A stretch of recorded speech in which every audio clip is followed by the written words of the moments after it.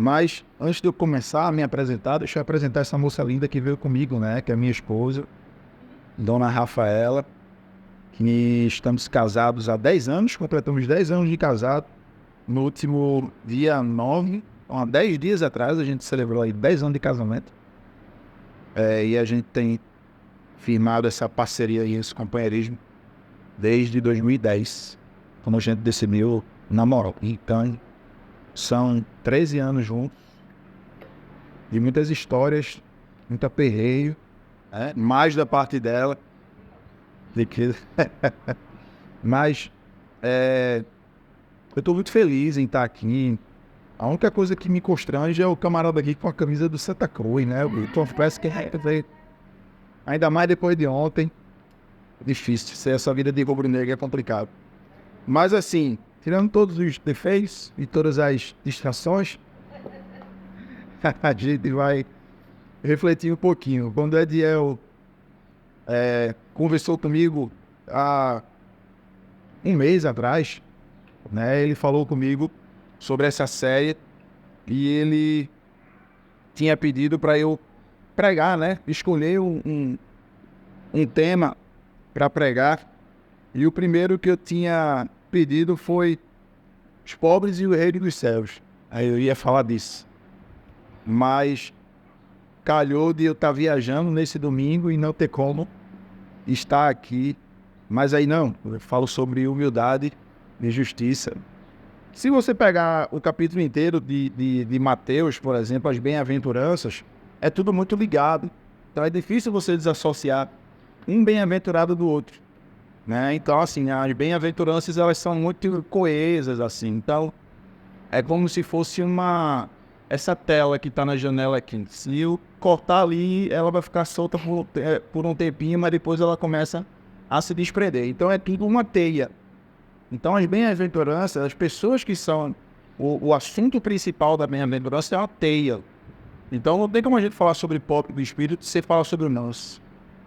Não tem como a gente falar sobre os que choram sem falar dos que amam a justiça. Então, é uma teia, tudo muito bem costurado. E é muito lindo esse texto inteiro, né? Mateus capítulo 5, 6 e 7. É fantástico, assim, fantástico. E hoje a gente vai refletir sobre o capítulo 5, versículo 6 e versículos 5 e 6. E aí, quando eu comecei a estudar um pouquinho mais sobre esse versículo 5, propriamente dito, me veio um problema. De caramba, se eu ler aqui na NTLH, que é a versão na linguagem de hoje, Mateus vai dizer: felizes as pessoas humildes, pois receberão o que Deus tem prometido. Outras versões dizem: receberão por herança o reino dos céus. E outra versão tira o humilde e coloca o manso. Na maioria das versões é mais manso do que humilde. Aí eu fui pesquisar a respeito. Caramba, esse texto. Aí fui pro grego, fui pro hebraico. Aí eles não tinham me respondido. Eu peguei o grego, coloquei para traduzir. A palavra que substitui humilde ou bondoso, no grego está escrita pobre. Mas pobre no primeiro, pobre no segundo. Interessante. Mas, vamos lá. Vamos deixar aqui, porque aqui o versículo 3 ele diz que espiritualmente pobre. E no versículo 5 seria equivalente a pobre. E aí eu fui consultar o universitário, né? Que é o meu pastor. Zé Marco está em São Paulo, nessa semana inteira, só chega na terça-feira. E ontem, de 11 horas da noite, eu mandei um áudio para ele. Meu irmão, lascou. Que foi? Eu vou pregar amanhã lá na local, lá em Ediel, e eu me deparei com uma bronca hermenêutica. Ele fez: digo, o que foi, macho? Eu digo: o versículo 5 do capítulo 5 fala humilde e bom. E manso. Humilde e manso. E aí? Eu vou aplicar em quê? Aí ele disse: olha, a palavra humilde foi mal colocada. O ideal para isso seria manso. De temperamento. Temperamento manso, temperamento calmo, temperamento tranquilo. Aí eu digo: pronto, agora eu estou um pouco mais, uma vez que universitário, confirmou assim o que já estava na minha mente. Então eu vou caminhar muito para esse lado da mansidão. Não que humildade não esteja, é correlato praticamente, né? Por mais que sejam palavras diferentes, mas a pessoa que ela é mansa, ela tem um quê de humildade nela. E a pessoa que é humilde tem um quê de mansidão dentro dela. Então, são coisas bem próximas, de certa forma. E aí eu trouxe minha fila aqui, para eu não devagar muito, porque eu sou TDAH, então assim, quando bate o TDAH, e a gente tá aqui em Paulista, do nada eu vou parar no Cabo de Santo Agostinho, e até voltar para cá é um processo. Então isso aqui me ajuda a me manter pelo menos na redondeza aqui, né? Semana passada, Ediel começou a falar sobre a palavra bem-aventurado, né? Aí ele trouxe vários conceitos, eu achei muito massa. Porque ele veio da filosofia, citando Aristóteles e toda a galera, prática do bem, equilíbrio entre harmonia, Epicuro, satisfação de desejos, Freud, foi trazendo aquela viagem massa, aí foi lá pra Índia, depois o TDAH foi eu, né? Foi lá pra Índia, foi pra China com Confúcio, no Oriente ali, e depois ele volta de novo para os filósofos mais atuais, citando Kant, Nietzsche, aquele pessimismo maravilhoso de Nietzsche, né? E ele cita Hannah Arendt, né? Hannah Arendt, que essa mulher foi simplesmente sensacional e ela é uma das precursoras da política, da justiça social envolvida na política. Então eu recomendo muito que vocês leiam a respeito dela. E quando a gente fala sobre o conceito de felicidade, bem-aventurado, a gente se dá com duas palavras aqui quando a gente vai para os originais. Quando a gente vai para o hebraico, a gente se depara com uma palavra que a palavra é Ashire, A-S-H-I-R-E. E essa palavra, ela não tem necessariamente a ver com feliz, mas ela tem a ver com avance. Então, quando a gente pega o avante e coloca antes do pronome que é utilizado para as pessoas que são bem-aventuradas, a gente tem avante as pessoas que são espiritualmente pobres, pois o reino de Deus é dela. Avante as pessoas que choram, pois elas serão consoladas. Avante os humildes ou os mansos, porque receberão. Avante os que têm fome. Avante os felizes, os misericordiosos. Então, a gente tem um avante. Não fique parado, não fique inerte, mova-se. Então, tem esse lance do empurrão, sabe? Essa palavra ashire. E a outra palavra que traduz o bem-aventurado é makarios, que já é grego, que é feliz mesmo. Feliz, você é feliz. Então a gente tem ashire, que diz para você se mover, avante os pobres, avante os pobres de espírito, avante os humildes, avante. E a gente tem o makarios, que é feliz. Você é feliz, esteja feliz. E aí quando a gente vai pegar a lógica de felicidade, a lógica de felicidade da Bíblia é completamente invertida. É uma pirâmide completamente invertida. Porque qual é o nosso conceito de felicidade hoje? Nosso conceito de felicidade hoje é eu tenho um bom lugar para morar. O conceito de felicidade hoje é ser popular nas redes sociais. Meu conceito de felicidade é quando terminar de pagar todas as contas, ter R$1.000 livre para eu administrar durante o mês. Diga glória, meu irmão. Então o conceito de felicidade, ele está muito invertido na lógica do mundo. Porque como é que eu posso dizer a um pobre que você é feliz por ser pobre? Felizes são os pobres de espírito. Como é que eu posso dizer que que o pobre é feliz? Então é invertido a lógica de felicidade da Bíblia. E isso não inova a cabeça do mundo. E quando a gente diz mundo, por favor, não entenda o cosmos em si. Diga aquela separação que existe entre a gente e a galera que não tem Deus no coração. Bom, Quando a gente fala de felicidade, o lindo entende felicidade como ter. Ter. Quanto mais eu tenho, mais feliz eu sou. E quanto menos eu tenho, consequentemente, mais triste eu me torno. E a Bíblia inverte isso completamente. E diz o quê? Felizes são. Feliz é. Então a gente acaba com a lógica do ter e traz para a mesa a lógica do ser. Então tem essa dicotomia entre mundo e eu dizer, a igreja de Jesus, né? Existe uma dicotomia entre ter e ser. Eu prefiro ser do que ter. Então eu sou feliz não porque eu tenho. Eu sou feliz por quem eu estou e por quem está em mim. Então quando a gente pega isso, fica fácil a gente entender a lógica do ser e de ter, felicidade e infelicidade. Mundo, igreja de Jesus Cristo. Beleza? E aí, a gente parte para o texto em si, né? E aí eu já falei aqui do Axirê. E aí, Mateus capítulo 5, versículo 5. Deixa eu vir aqui na NVI. A NVI diz o seguinte: bem-aventurados os humildes, pois receberão a terra por herança. Versículo 6.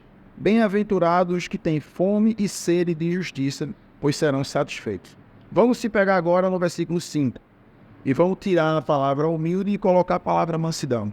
Talvez facilite a nossa compreensão. Bem-aventurados os mansos. Essa semana eu descobri, eu uso Mac, computador. E diferente do Windows, você tem como jogar no Windows. No Mac, você não tem como jogar. Um jogo ou outro, ele é aberto para a plataforma da Apple. Mas, em geral, a máquina para jogo é o PC, é o Windows. Não tem reparação. Mas eu descobri que o Xbox lançou o xCloud. Ou seja, é um Xbox na nuvem. Então eu posso acessar os jogos do Xbox pelo meu computador Mac, coloco o controle lá e vou jogando o jogo que tiver disponível para mim naquela plataforma atualizada para aquele ambiente. E eu descobri ontem GTA, que é um jogo muito perigoso para menores de 48 anos. E aí eu inventei de jogar GTA. E o prazer de sair batendo nas pessoas na rua. Eu dei pra Rafaela jogar e ela fez, isso aqui é bom demais. Cadê uma mulher? Cadê uma mulher aí batendo na mulher? E aí eu me peguei, eu dirijo. Não ando na pista por nada, é só na calçada. Atropelando gente. E aí, hoje quando eu peguei no carro, eu disse a Rafaela, modo GTA ativado. Ela falou, você não é nem doido. Mas eu, enquanto detone e motorista, uma das coisas que mais me tiram do sério é o trânsito. E o trânsito em Recife é aquela beleza. Pessoas bem educadas, todo mundo dá seta para entrar na rua, né? E aí, é um dos meus pecados é quando eu estou no volante. Toda vez que eu pego no volante, eu faço uma oração. Jesus, assuma o volante, porque se for eu. E quando eu paro para olhar na minha vida, momentos que eu usei de bondade, de mansidão, né? A palavra é mansidão.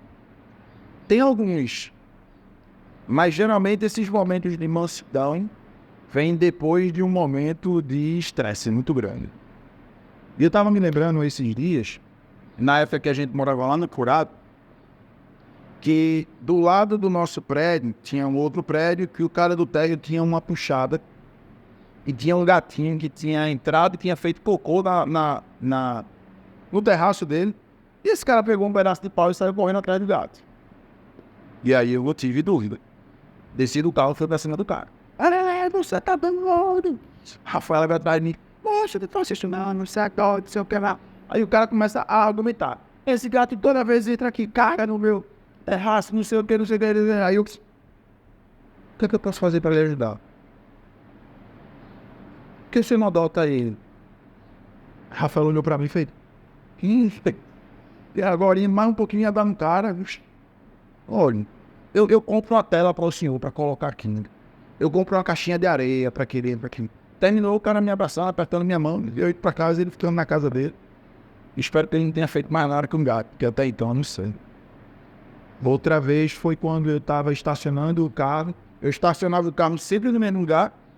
E aí, nesse dia eu fui estacionar e o cara tinha estacionado na vaguinha que eu sempre deixo. Aí eu vi, meu irmão, aí é o lugar que eu sempre estaciono o carro. Eu falei, pra mim agora a rua tem lugar pra poder estacionar. Aí eu... Jesus, vem cá. Chegue, Jesus. E aí eu desci e fui falar com o padre. Irmão, desculpe se eu fui grosso com você. É porque eu fiz isso. Porque aqui geralmente é o lugar que eu... Aí, pô, o cara ficou extremamente constrangido. Até hoje, quando eu vou lá, esse cara me abraça, aperta minha mão, me pede desculpa por um negócio que já aconteceu há 5 anos atrás. E eu digo, Giba, é o nome dele. Giba, se bora. Eu falei, meu irmão, é o seguinte, eu puxo um pouquinho pra trás, você coloca aqui, dá pra os carros passar, beleza. Tá fechado. Então, assim, Provérbios fala sobre isso. A palavra dura suscita a ira, mas a palavra branda, mansa, acalma, desvia o furor. A gente está vivendo em uma época na nossa sociedade onde as reações são muito mais... A turma joga a luz mais na reação do que no acontecimento em si. Aconteceu algo mirabolante, a gente não está pronto. Agora, não sei se vocês estão acompanhando, mas está tendo um show no Rio de Janeiro da Taylor Swift, né? E aí, o primeiro show que ela fez antes de ontem, parece que deu uma sensação térmica de 60 graus dentro do estádio onde ia acontecer o evento. E aí, quando foi hoje, ontem ela remarcou para segunda-feira o show, porque parece que a temperatura vai estar um pouco mais amena. O que acontece? A galera jogou pouca luz no caso da remarcação do show e do motivo, de fato, que fez o show ser remarcado, mas jogou luz em arrastão que está tendo do lado de fora. Os fãs que foram para o aeroporto para remarcar a passagem e não conseguiram. Uma amiga nossa que está lá, foi pro show dela, pegou o primeiro show, se livrou disso. Mas a galera joga mais holofote na reação do que no acontecimento em si. E a reação é exatamente a resposta que Provérbios fala.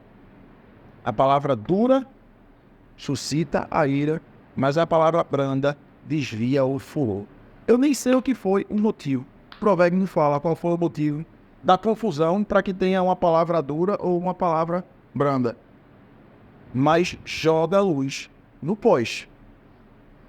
A galera não quer saber do contexto. A galera quer saber da consequência. E aí, se eu fosse fazer hoje um exercício com vocês aqui de autorreflexão, para que você pudesse dizer quais são os pontos que eu preciso melhorar no que diz respeito à minha mansidão. Passar essa reflexãozinha. É uma autorreflexão. A esposa não pode dizer nada do marido, não. Então, vocês... É uma autorreflexão. Mas eu preciso melhorar em quê nesse aspecto da mansidão? Por que que eu sou tão reativo ou eu reajo de forma tão contundente quando algo que eu não gosto me tira do sério? É uma pergunta interessante pra gente fazer, né? É uma pergunta que merecia até a gente imprimir e botar na sala de casa para toda vez que a gente entrar, a gente vê. Por que eu sou tão reativo? Como eu reajo a determinadas situações? Uma coisa eu sei, que o próprio Cristo fala que nós temos que aprender com Ele, porque Ele é manso e humilde de coração. Aprendam de mim, que sou manso e humilde. E eu acho que o o grande farol, o grande sinal de um cristão é Jesus. E não é o Jesus utópico, não. Não é o Jesus de ressurreto. É o Jesus de Nazaré. É o Jesus pé no chão. É o Jesus que precisou ser beijado para ser identificado. Porque ele se misturava e se parecia com o povo. Então, o nosso maior sinal é o Jesus de Nazaré. E não tem como a gente desviar o olhar dele. Para isso, a Bíblia está repleta de exemplos que ele usou de mansidão. Mas a gente também tem que tomar cuidado com uma coisa. Mansidão não é necessariamente ser besta, ser feito de trouxa. Quando Jesus estava no Sinédrio, estava de frente a Pilatos, eu acho, um guarda deu um tapa no rosto dele. Foi o que ele fez? Questionou, por que você me agrediu? Por acaso eu sou uma ameaça para você? Eu estou amarrado, eu estou completamente... Por que você me esbofeteou? E essa pergunta constrangeu o guarda. Os discípulos várias vezes disseram, Senhor, vamos chamar todos os anjos e potestades para poder matar todos Jesus. Calma, galera, vocês não entenderam nada. Você acha que se eu não quisesse, eu já não tinha transformado isso em qualquer coisa não, no banco de madeira? Não, calma, galera, vamos devagar. Vocês não entenderam nada. Não é por guerra, é pela paz. E tem uma linha teórica da teologia que levanta a hipótese de justificar a traição de Judas. Porque Judas era zelota, todo zelota era meio explosivo. Ele andava com uma faquinha aqui assim, e ele andava no meio da galera para matar a galera sem ser percebido. Então ele gostava de sangue. Judas, Pedro. Então, aliás, é Iscariote. O Iscário é que é de Judas. Essa faquinha é do Iscário, de Judas. E Pedro era mais zelota. E aí o que acontece? Há uma linha teórica na teologia que diz que quando Judas traiu Jesus, era para instigar Jesus a de fato ser o Messias que ia combater e ia guerrear. E aí Jesus não faz nada do que Judas esperava. E Judas fica com a compulsão tão grande que atenta contra a própria vida, né? E aí a gente vê o marcador da vida de um cristão. Né? A gente costuma dizer que a nossa vida ela se resume em antes e depois da escola de fé política que a gente fez lá em Coqueiral. A gente se converte de fato na escola de fé política. Isso depois de 200 anos de crente. Eu nasci no berço evangélico, estou em Coqueiral desde 2017. Então, o marcador da vida de um crente é o que divide ele antes e depois de sua conversão. E a conversão de um crente ela é diária. Ela não é uma conversão que vem, me converti no ano de 1992, pronto. Eu era uma pessoa antes, eu sou uma pessoa... Todo dia a gente mata uma pessoa da gente e revive outra pessoa nossa. Então todos os dias é antes e depois. Todos os dias é antes e depois. Então, se eu sou uma pessoa agressiva, reativa negativamente, o que eu posso fazer e como eu posso fazer para me tornar uma pessoa bondosa, para me tornar uma pessoa mansa, com uma fala graciosa. Tem gente que você pergunta, e aí, tudo bem, rapaz? Tá não, tá uma desgraça. Aí não tem nada que preste na vida dessa pessoa. Ou então essa pessoa está precisando conversar. Então seja ouvido para essa pessoa. Meu irmão, então senta aqui. Vamos ver se eu consigo te ajudar com alguma coisa. Então quando a gente fala de mansidão, a gente traz essa perspectiva de aquilo que eu faço ao meu entorno. Como eu reajo às situações do meu cotidiano.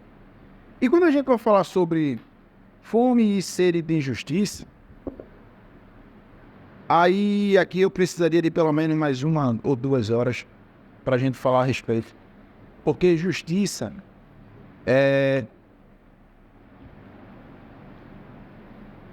a principal manifestação de Deus na Bíblia. Aí você pode dizer, mas é o amor. É o amor também, sabe? Mas a justiça, ela permeia e perpassa todo o texto, de Gênesis a Apocalipse. A gente tem, por exemplo, em Êxodo capítulo 3, quando o povo de Israel estava sofrendo,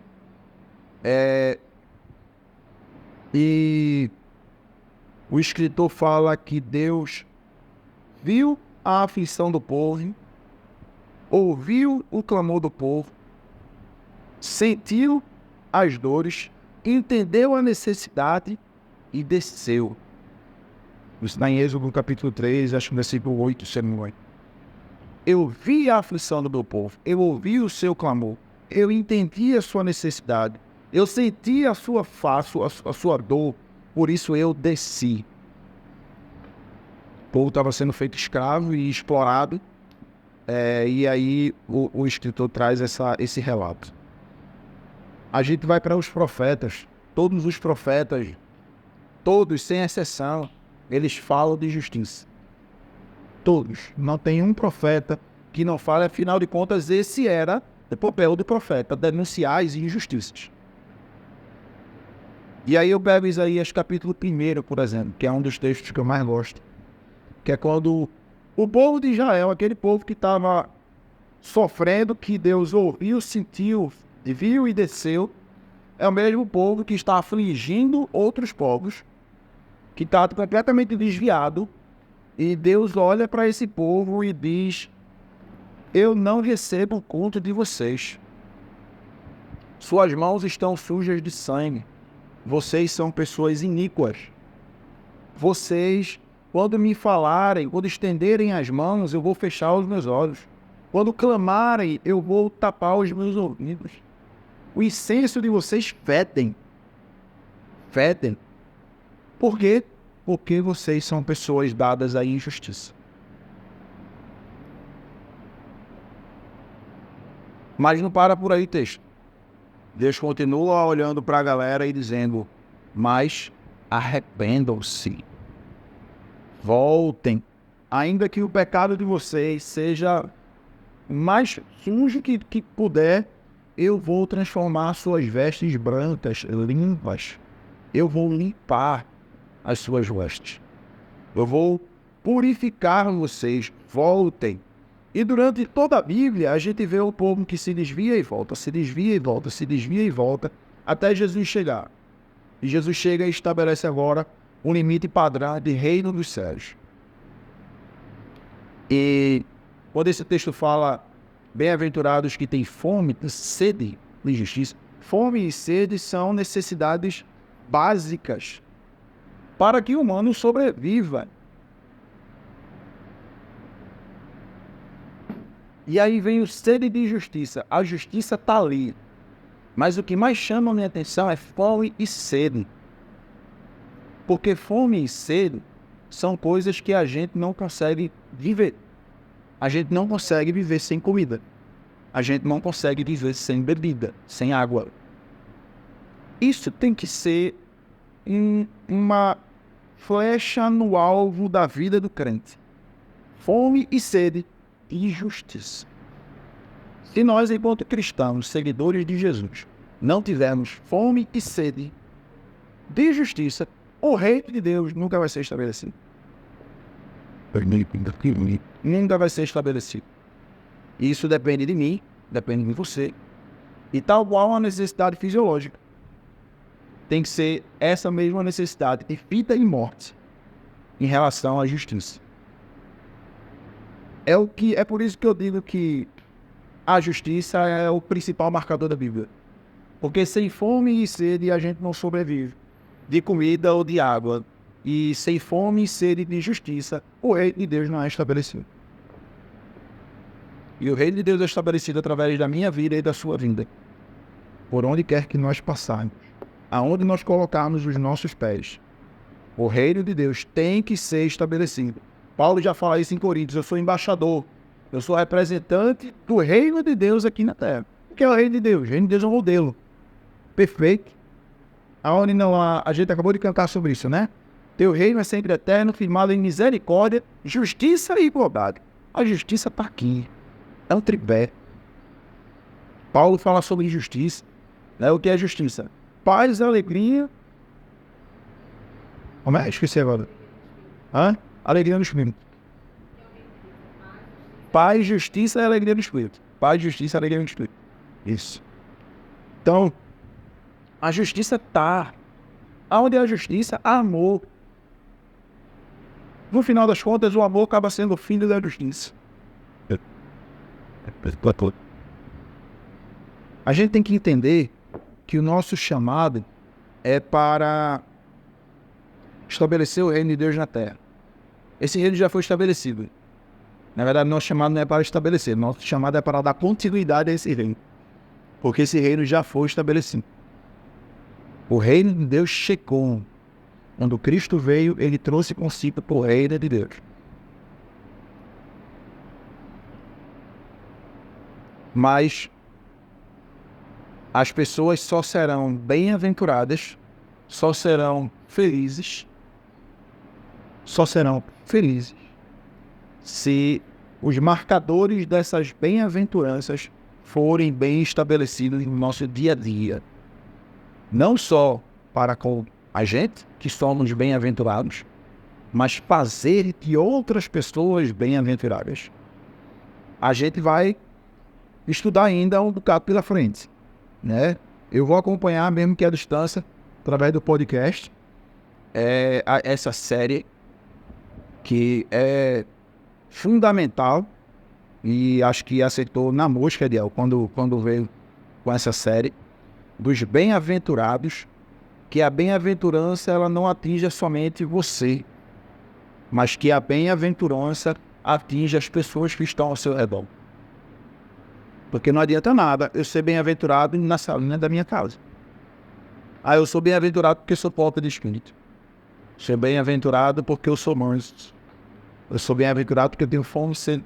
Não, rachirei, mova-se, avante. O convite não é para a gente ficar parado, o convite é para a gente se mexer, é para a gente sair do canto, sair da inércia. E às vezes, para que um carro possa funcionar, a gente precisa dar um tranco nele. Então talvez tenha pessoas aqui que a gente precisa dar um tranco. Sabe? Bora, meu irmão, achirê. Se mova. Porque aquilo que eu tenho para você não vai servir nada se você não replicar isso para outra pessoa. O que vai acontecer? Aqui, ó. Eu vou engordar. Eu vou engordar e vou ficar parado no meu canto. Eu tenho que me mover, eu tenho que me mexer, eu tenho que contagiar outras pessoas. Eu queria orar por você nessa manhã, para que o Senhor possa continuar falando conosco. E eu acredito que essa reflexão ela não para aqui, né? Quando a gente sair, espero que isso fique reverberando na sua mente. E eu convido você a ler o texto de Êxodo, capítulo 3. Convido você a ler o texto de Isaías, capítulo 1, que você vai ver quando o povo está sofrendo injustiça, pessoas se movem em direção a elas. Senhor, nós queremos te agradecer por essa manhã maravilhosa. Queremos te agradecer por essa palavra, Senhor, que falou tanto ao meu coração, que falou tanto para mim. Eu quero colocar aqui diante dos meus irmãos a minha alegria, a minha felicidade de estar aqui nesse ambiente, nesse lugar tão gostoso, tão bom, que o Senhor, tal qual fez em Atos, Senhor, vá acrescentando cada dia um a um, para que esse corpo lindo possa crescer e sinais concretos do reino de Deus possam ser vistos em todas as esferas da vida comunitária, que nós possamos entender aquilo que o Senhor falou para a gente nessa manhã, assimilar e principalmente colocar em prática. Colocar em prática, avante, mova-se, mexa-se, caminhe, e nós possamos ser essa pessoa que, quando olharem para a gente, vejam o Senhor através de nós. Que nós possamos ser as mãos, os pés, os ouvidos, a tua boca, para continuar propagando o teu reino. O reino que é de paz, alegria, de justiça, aqui nessa terra. Abençoa essa casa, abençoa essa comunidade, que o Senhor traga mais pessoas para ouvir aquilo que é dito aqui, que o Senhor traga pessoas para somarem aquilo que está sendo feito aqui, e que essa comunidade que é estabelecida ao redor dessa igreja possam ver sinais concretos do reino de Deus através da vida de cada um que está aqui nessa sala. Te amamos, louvamos ao teu nome por tudo.